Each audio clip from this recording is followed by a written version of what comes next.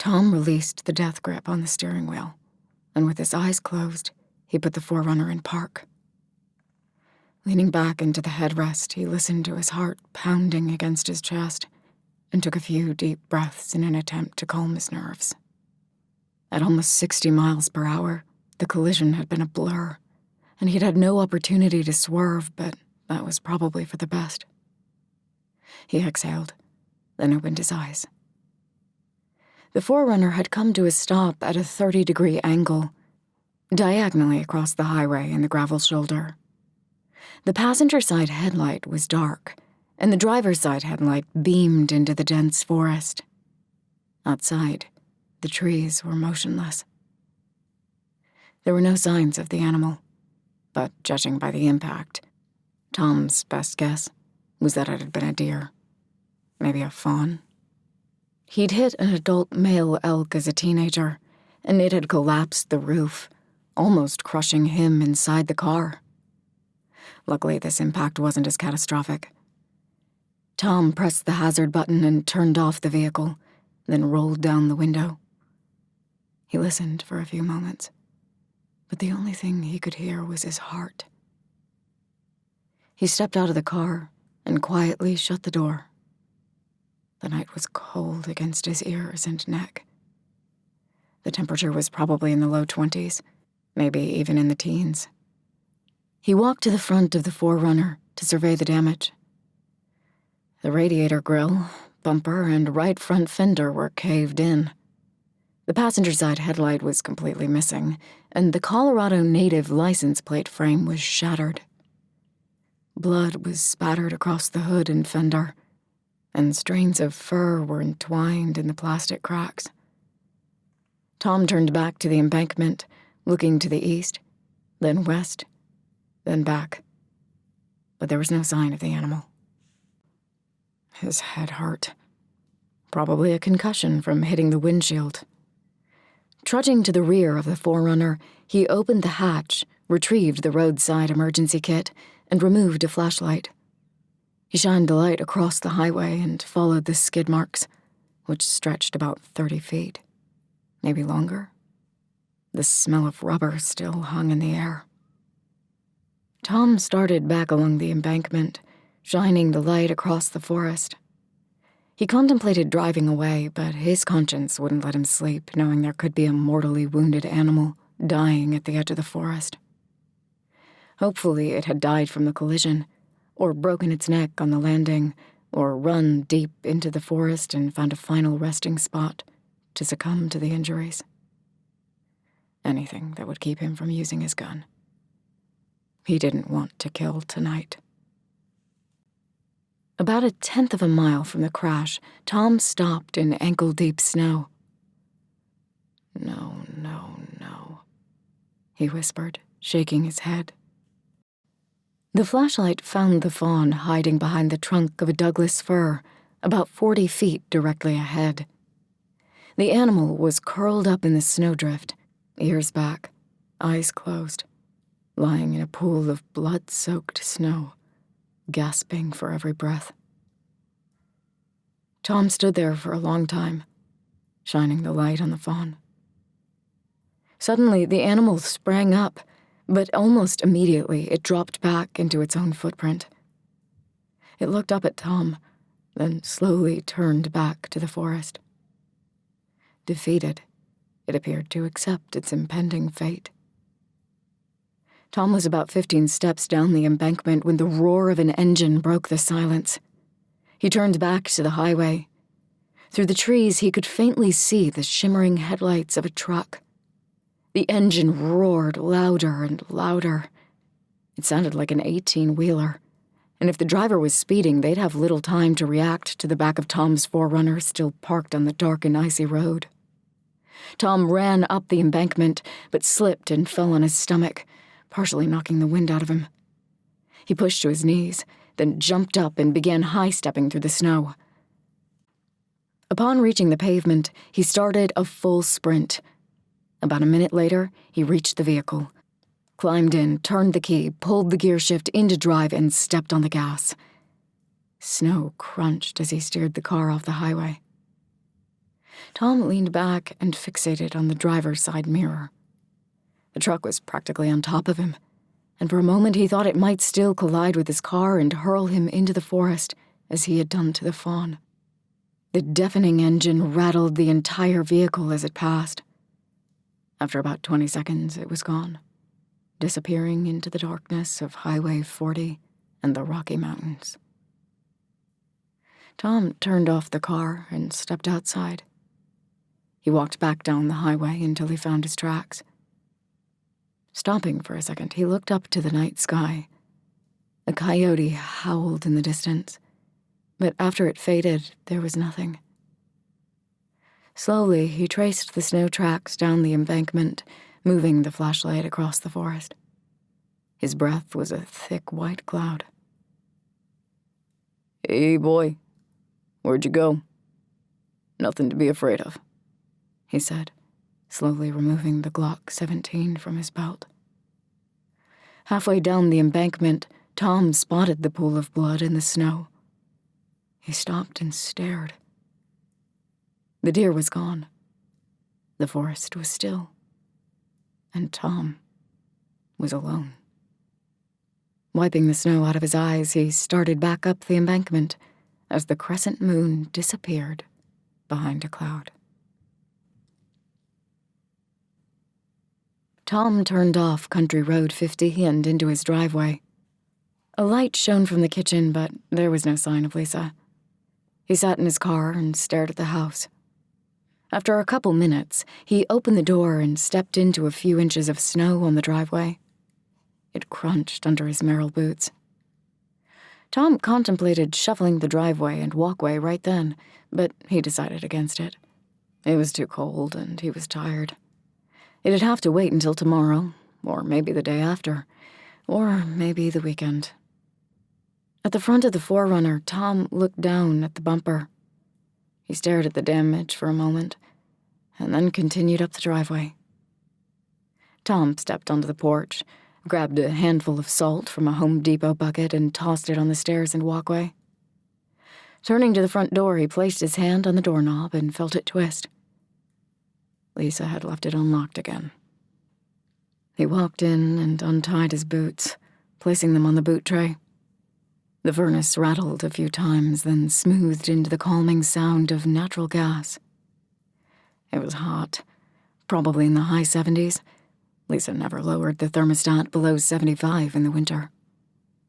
The TV was on, but muted, a rerun of Seinfeld.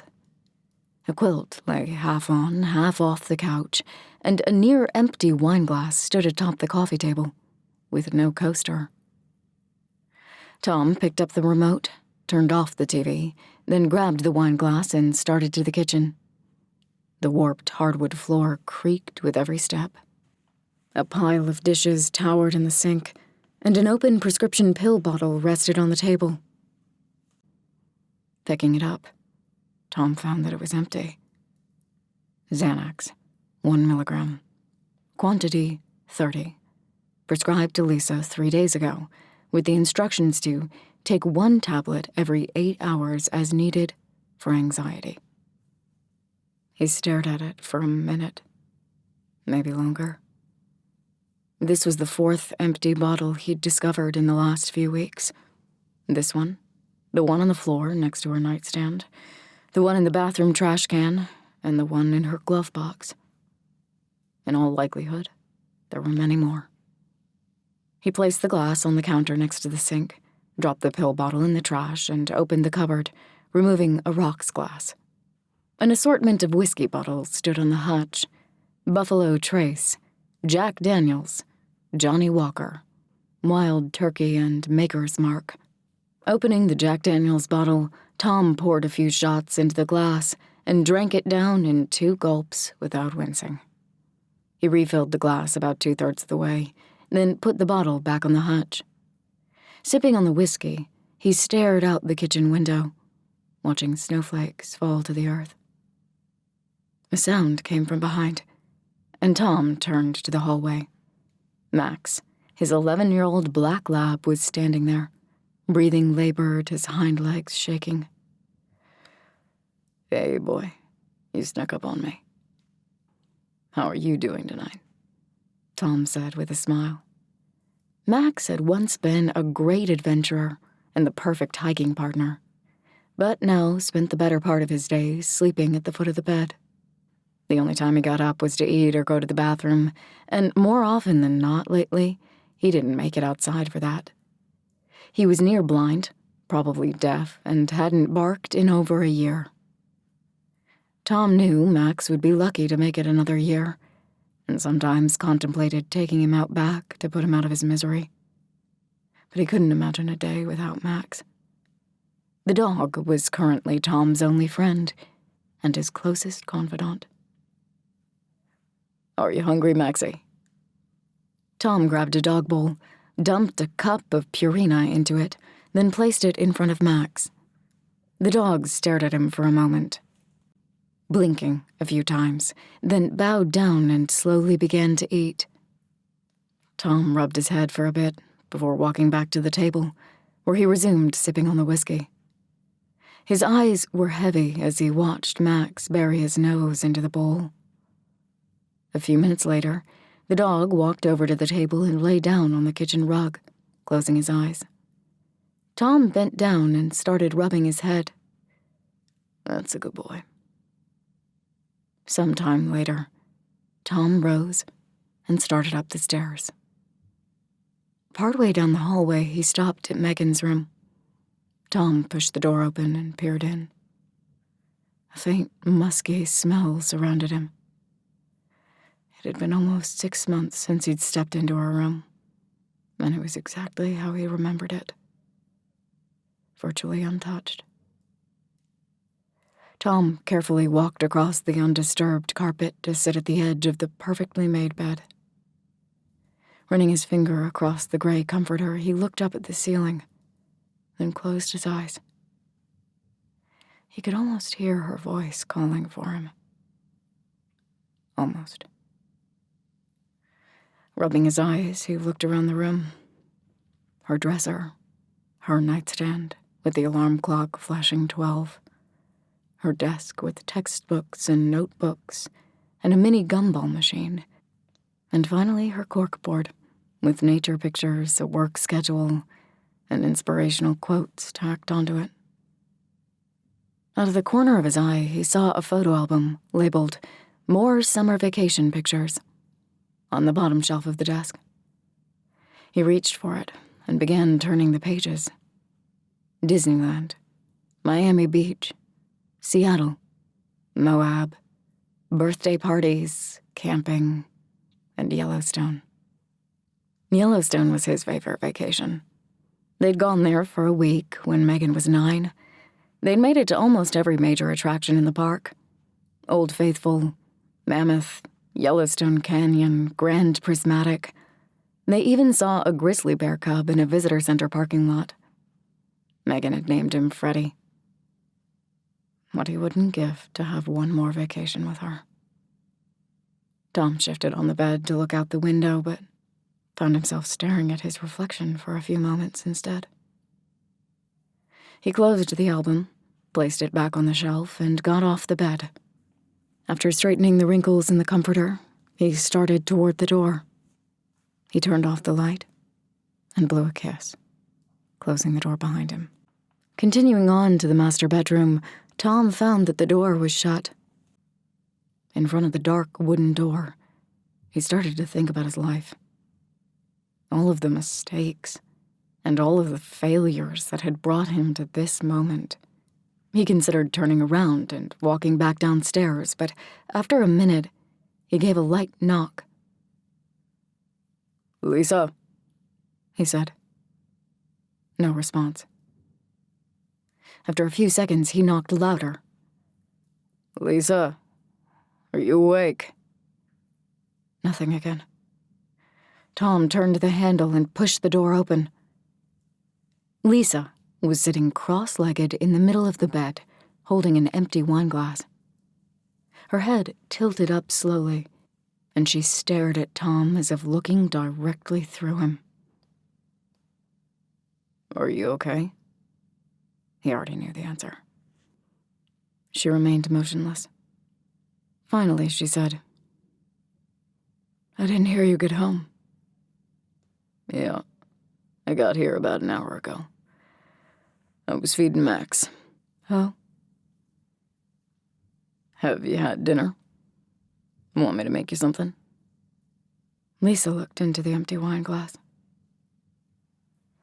I was at Perk's today, just sitting alone, sipping on a coffee, reading the paper, and a group of 3 women sat down at the table directly behind me. I'd never seen them before, and I doubt they recognized me. Lisa started flicking her index finger against the glass. They were discussing how bored they were with their husbands and their families and their lives. Just the mundane bullshit I always overhear women talk about, nothing captivating. But then the topic changed. They started talking about the Bob Anderson murder, and the murder of some nurse in Boulder a few years ago, and a couple of hitchhikers who were murdered on Hoosier Pass back in the 80s. They were fucking giddy the way they talked about it. It was disgusting. And I was about to get up. Then one of them mentioned Megan's name. I leaned back to get a better listen. Why, Lisa? The fat one said they heard a rumor that Megan was abducted, raped for a few days, then tied to a tree and left for dead. Either dead from the elements or wildlife, or the killer sliced her throat. You know, that's just stupid small-town gossip, Tom said. She shook her head. How do you know that? You've been looking for almost 2 years, and you're not any closer to finding her than the day she vanished. And I'm sitting here, living my own fucking nightmare. Every waking moment. I can't touch her, hug her, kiss her, or even bury her. She isn't alive, and she isn't dead. She's a lost soul in some fucking purgatory. I'm going to find her, Tom said, choking on his words. Deep down, in places he was scared to visit, he knew that Megan might never be found. But he could never utter those words, especially to Lisa. I hope you're prepared to find a scattered pile of bones. He didn't answer. You couldn't find the killer of those kids, and you're not going to find Megan.